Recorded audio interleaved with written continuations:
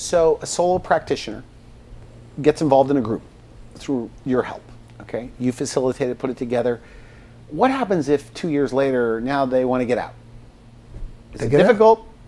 Is it like selling any other practice? It depends on the contract that they signed. So some contracts are a little more arduous than others.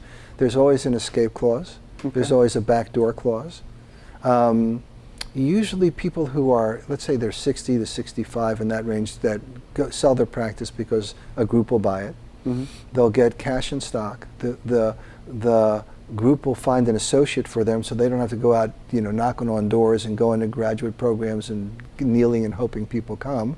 The management is done by the management side of the house, so they don't have any dramatic influence on how it's managed. So they're not going to. They may complain about working in a group. People do. People complain, okay. But they're not going anywhere. Tell me this. If a guy says, I'm 58 years old, I'm probably going to work until maybe I'm 63, 64, is that a person that maybe even, and they have a profitable practice, that would be ideal to do this? If you ask me... Like nearing the end of your career? If you ask me... I am asking you. The answer is yes. If you ask other consultants, the answer would probably be no. How could they say no to that? Because I'm ready to join a group practice right now. They say no because they only have one instrument, and I have an orchestra. So they don't know how to do it, so they poo-poo it. And they also, they're protecting their what they've got. If all I know how to do is do practice management consulting in a small entity, then I know nothing about organizational development. I know nothing about the hierarchy. I know nothing about one of the hardest things I do for putting groups together is they have to develop themselves as a board. Dentists have never been a director. When I say in a group, how many of you have been a director for a for-profit company? No one raises their hand. Now they have to learn how to be a director. A director has nose in, fingers out. There's a difference. They use influence, not command and control. They have to learn how to be a different kind of leader, a different kind of manager in order to do well in a group. But they're learning, they're figuring it out, they're going to be fine. For me, it's the biggest opportunity they've ever had.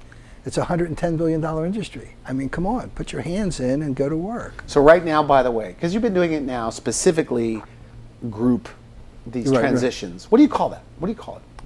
Group transitions. You did very well. All right.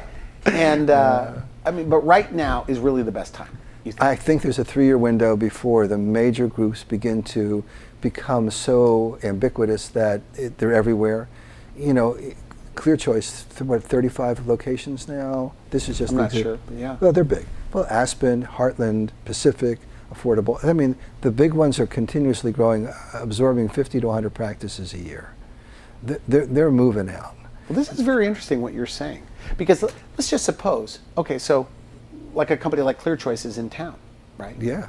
Or someone else. And a lot of doctors say, well, we're just going to deal with them. But they need to realize that, hey, what are we going to do about it? Right. What are we going to do about it? We're just going to sit around and complain about them. Well, complaint produces no results. Yeah. Interesting. So complaint produces no action. You can complain about anything, but it doesn't do anything. A complaint is something that you use to not be responsible. And so one of the things that dentists have to realize is they're responsible for the way the industry is going. They need to speak up, they need to step up, they need to lead, they need to take things on themselves and stop pointing the finger over there and point it over here and say, what are we going to do about this? So if they're committed to dentistry and the health care and the oral care that they say and the good dentistry that they say, I mean, they are, right now there's a lot of dentists that are victims. They're being victimized, and victims get victimized. They need to go out and be responsible and start putting together organizations that deliver the kind of care and values that they say they want. Okay, good. I have to ask you this, because I think you're going to tell me the truth on this one. But what frustrates you the most or bothers you the most about the advice consultants are giving to doctors right now, to dentists right now, in this economy? Okay. Come on. You always ask me the hard questions. I think it's... Don't be politically correct. I'm never politically correct. I'm cautious. I want to say it in the right words. I think what they are selling is causing more harm than good. and because they're influencing them to think that what they've got is going to succeed into the future. And in my view, it ain't going to succeed. Wow. That's well said. A lot of the consultants then are saying, hey, look, give great customer service,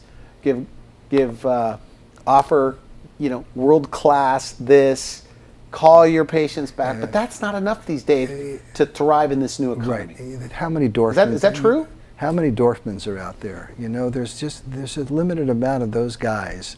And they're going to be successful no matter what they do. But look how much time and effort they spend in being public, marketing, doing the things they need to do. That's a solo practice that's going, as I said in the beginning, concierge.